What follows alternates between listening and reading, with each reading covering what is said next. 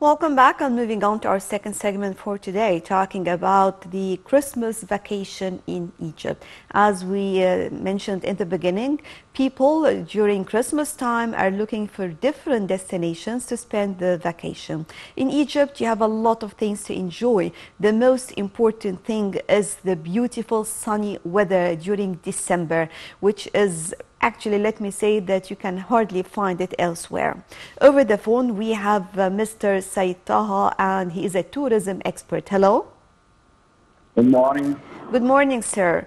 So, talking about the Christmas vacation in Egypt, let's first shed the light on the important sites to enjoy the vacation. Yeah, we have different sites in Egypt where you can have a lot of vacations. I mean, we have a variety and different places where you can show all the variety and all. I mean, if you want a culture vacation, you will find. If you want to find a leisure vacation, you will find here in Egypt. If you want to do safari, we have in Egypt. If you want to do any medical tourism, we have in Egypt. Especially as we are in winter season, but you can enjoy the sun. I right now talking to you from Abu Simbel, further south of Egypt. It's very nice weather here. It's a bit windy, but it's very, very nice. And you can go with, short sleeves, and seems like, you are in the spring time.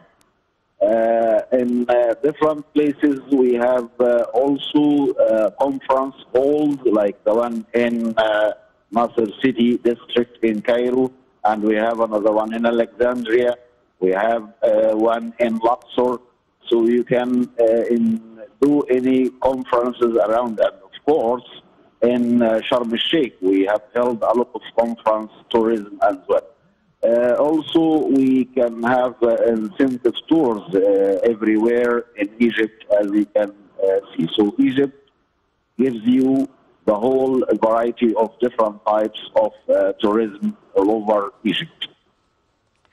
Sir, talking about Upper Egypt in particular, and talking during winter time, of course, we have many different special festivities celebrating Christmas and the New Year.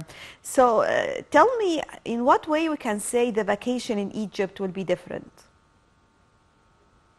Yeah, you can gather between, of course, the classic one and the famous one, Nile cruise. Can do the Nile cruise between Luxor and Aswan, and the boat stops in different places where you can visit the different historical sites.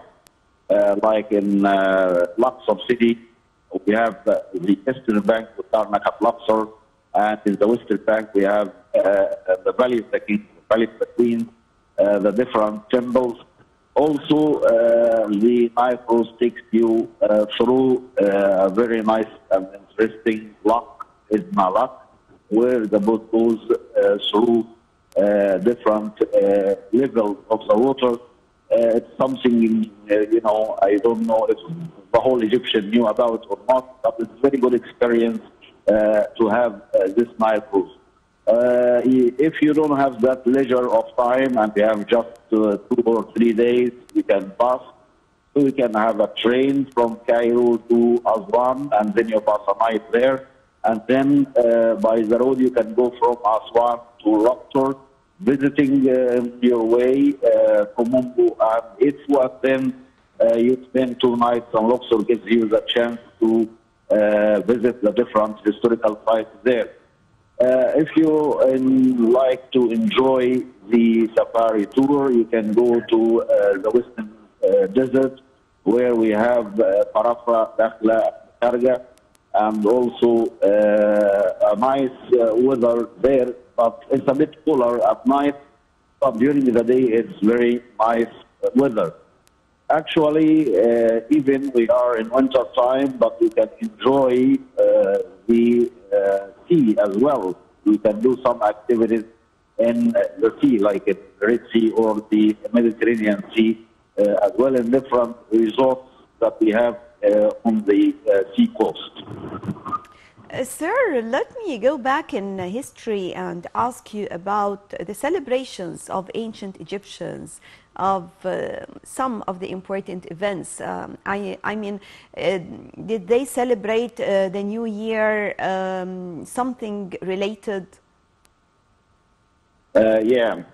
The ancient Egyptian, the majority of their celebrations and their feasts were a kind of religious celebration and the religious feast. Especially, we can see this on the ancient Egyptian hieroglyphics and the ancient Egyptian texts written and drawn and engraved on the walls of the different temples. From those one of the feasts, we have Opet Festival, and we did something like this last year when we arranged a boat carried by the actors from Karnak Temple to Luxor Temple, and that was witnessed by the president of Egypt at the time. So it's a very important festival, and when they celebrate that, he said that they are going to do it yearly.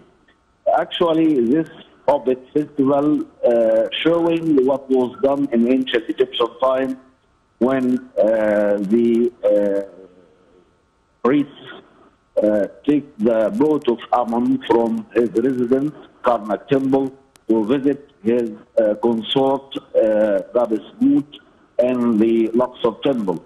And actually, they took the three boats held by the priests through what we call it the Sphinx Avenue.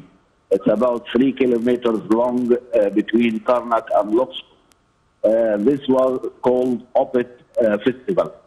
There is another festival when Ammon had to cross to other side of the River Nile to visit the defied kings in the Valley of the Kings and the Valley of Queens.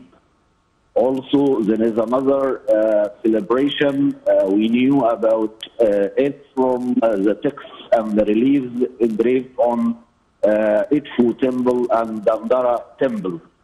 This was a celebration took about 2 weeks.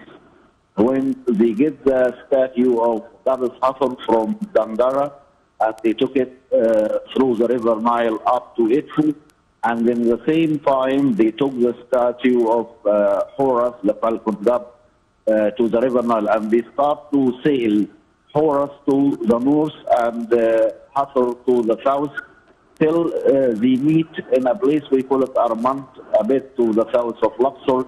And these 2 weeks were 2 weeks of celebration, and the people, they used to gather in the Nile River, and they used to gather in the Nile coast, and they used to celebrate with different kinds of dishes. We knew about them in ancient Egyptian time, especially the salt fish and the different types of herbs and vegetables that they used to have it in the Egyptian land at that time.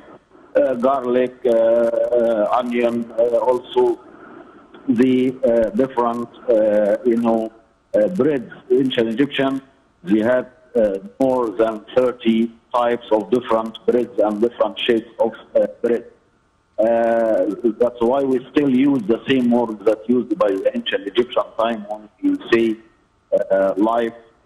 Actually, in actual dialect Egyptian, Aish. Aish, this word is derived from the Ankh sign in ancient Egyptian time, which means life. So we knew from the great historian, the classic one, Herodotus, the one who wrote about Egypt, about 500 BCE, he said about one of the feasts for the goddess cat, the cat goddess Bastet. He said, I have witnessed myself one of those celebrations and those feasts in Bubastis. Bubastis is a place in the north of Egypt, in Sharqiya province, where they used to celebrate the feast of the cat goddess. And he said, I saw more than 10,000 people participating in this feast. And he mentioned a nice phrase saying, I haven't counted the children, only the adult people. So if we count only the adult people, we can have more 5,000 children with their families celebrating as well the cat feast. Also, we knew from the ancient Egyptian calendar that we still use in our Coptic church, it used to be 5 days of feasts. Each day was dedicated to one of the deities or one of the gods in ancient Egyptian time, Right. like Feast of Osiris, Isis, Set and Horus, and Nephthys. Mr. Said Taha, our tourism expert, thank you very much for joining us. And with this, we come to the end of our breakfast show for today. Thank you all for joining us, and we all wish you Merry Christmas and Happy New Year.